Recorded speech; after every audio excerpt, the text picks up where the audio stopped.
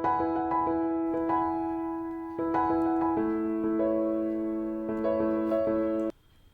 Friends, welcome to Sairaj education. Okay, आज हम देखने वाले हैं बिजनेस इकोनॉमिक्स।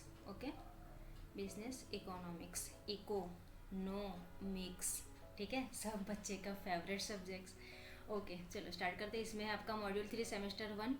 टॉपिक है हमारा सप्लाई एंड प्रोडक्शन डिसीजन। इसके ऊपर मैंने आई थिंक 4-5 वीडियोस हो गए या 3-4 वीडियोस हो गए, ठीक है। जो भी ये लेक्चर्स हो गए तो आप देख सकते हो पहले के वीडियोस, ठीक है। ये काम यूज़फुल किसके लिए रहेगा, तो बीकॉम या बैफ, ठीक है, बीकॉम बैफ या फिर आपके बीए वाले जो भी रहेंगे, ठीक है, यानी कि कॉमर्स फील्ड से रिलेटेड या फिर बीए से रिलेटेड आर्ट्स वाले, ठीक है, उन सब के लिए ये यूज़फुल रहेगा। पता है, इकोनॉमिक्स सबको आता है, ठीक है, यानी कि हर एक फील्ड में रहता ही है, ठीक है। तो सप्लाई एंड प्रोडक्शन डिसीजन है ये, तो देख लेते हैं आगे।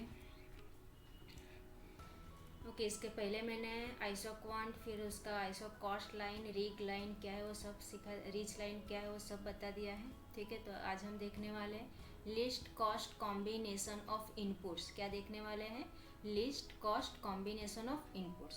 तो क्या है, और मैंने जैसे कि आपको बताया सब्जेक्टिव हो या ऑब्जेक्टिव हो, ठीक है, ये आपको यानी कि दोनों के लिए यूज़फुल रहेगा। समझो सब्जेक्टिव टाइप हुआ तो भी आप अच्छे से लिख पाओगे अगर मेरे लेक्चर्स अटेंड कर लिए तो, और अगर ऑब्जेक्टिव हुए तो ऑफकोर्स लिख पाओगे, क्योंकि मैंने बनाया ही उस टाइप का, ताकि आपको ध्यान में रहेगा ये, ठीक है। और अगर चैनल पे फर्स्ट टाइम हो तो चैनल को सब्सक्राइब कर लो, और वीडियो हो सके तो शेयर करो। अगर आप बेनिफिट ले रहे हो तो दूसरे को भी बेनिफिट दो इसका, ठीक है। तो देखते हैं लिस्ट कॉस्ट कॉम्बिनेशन। तो लिस्ट कॉस्ट कॉम्बिनेशन क्या है, a manufacturer has to produce at a lower cost. Of course ना, हम अगर हमारा बजट भी बनाए तो हम क्या, यानी अगर समझो इन्वेस्ट करना चाहते हैं तो हम क्या चाहते हैं कि अगर हम इन्वेस्ट करें तो हमें हायर प्रॉफिट मिले, ठीक है। या कोई प्रोडक्ट हम बना रहे हैं तो हम सोचे ना, अगर ये प्रोडक्ट मैं बना रही हूँ, ठीक है, या बना रहा हूँ, उसको मार्केट में रखा, यानी वो प्रोडक्ट का कॉस्ट हमें मैन्युफैक्चरर को कम से कम कॉस्ट में पड़े और उसका प्रॉफिट हमें ज़्यादा से ज़्यादा मिले, वही सोचते हैं ना। उसको ही क्या बोलते हैं, लिस्ट कॉस्ट कॉम्बिनेशन। क्लियर हो गया, ठीक है। फिर भी पढ़ लेते हैं। A manufacturer has to produce at a lower cost to attain a higher profit, ठीक है। कोई भी बिजनेसमैन या कोई भी मैन्युफैक्चरर या कोई भी ऑफकोर्स प्रॉफिट के लिए ही बिजनेस स्टार्ट करेंगे, कि नुकसान के लिए करते हैं कि चल भाई मैं तो लॉस के लिए बिजनेस स्टार्ट कर रहा हूँ, कोई करता है ऐसा, नॉट पॉसिबल ना, ठीक है। तो यहाँ पे क्या है कि भाई कम से कम कॉस्ट में हमारा प्रोड्यूस हो और ज़्यादा से ज़्यादा हमें प्रॉफिट मिले, ठीक है, यही कोई भी चाहता है, ठीक है। तो यही है हमारा least cost combination of inputs, याद रहेगा, ठीक है। एग्जाम में लिख पाओगे कि a manufacturer has to produce at a lower cost to attain a higher profit. Isocost and isoquants, ये दोनों चीज़ें मैंने आपको क्लियर कर दी है, ठीक है। आइसो कॉस्ट क्या है एंड आइसो क्वांट्स क्या है।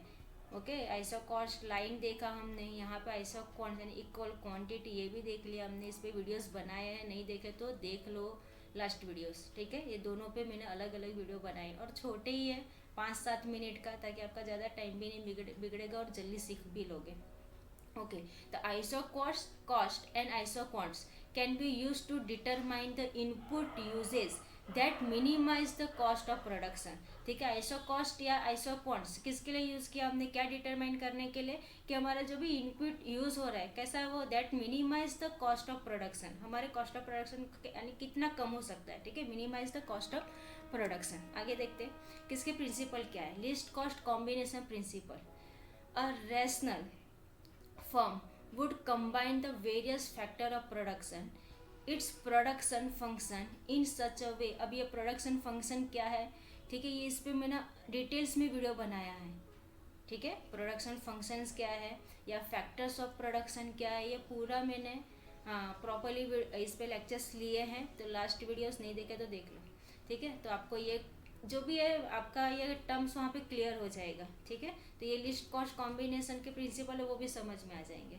तो देख लेते हैं, a rational firm would combine the various factor of production its production function in such a way that with the minimum input and maximum output, ठीक है, कम कॉस्ट ज़्यादा profit, minimum input and maximum output is obtained at the minimum cost. याद रहेगा ये line objective में आ सकती है, तो ध्यान में रखना, मिनिमम इनपुट मैक्सिमम आउटपुट, ठीक है, is obtained at the minimum cost. कम से कम कॉस्ट पे ज़्यादा से ज़्यादा आउटपुट मिले और वापस कम से कम इनपुट पे, ठीक है, ये ध्यान में रहेगा। इसको क्या बोलते हैं, लीस्ट कॉस्ट कॉम्बिनेशन जो भी है, ठीक है। फिर such a combination is referred to as a least cost combination, ठीक है।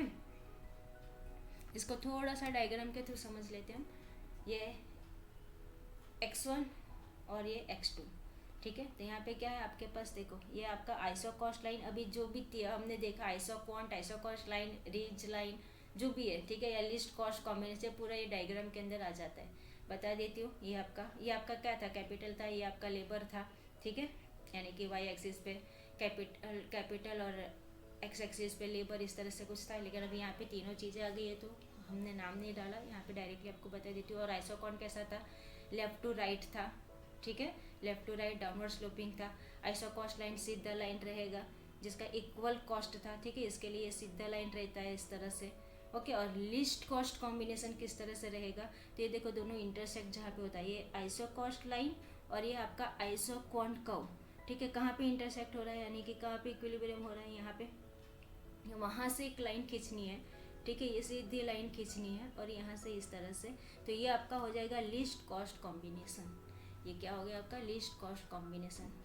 आप इसको भी अच्छे से डायग्राम अगर कर लिया तो ये तीनों चीज़ें आप अच्छे से लिख पाओगे, राइट है। आइसो क्वांट पूछे या आइसो कॉस्ट लाइन पूछे या लिस्ट कॉस्ट कॉम्बिनेशन, ऑफकोर्स आप लिख पाओगे, ठीक है। तो अगर मेरे हर एक लेक्चर अटेंड किए हैं तो ठीक है, तो मिलते हैं हम लोग नेक्स्ट वीडियो में। आज के लिए इतना रखते हैं।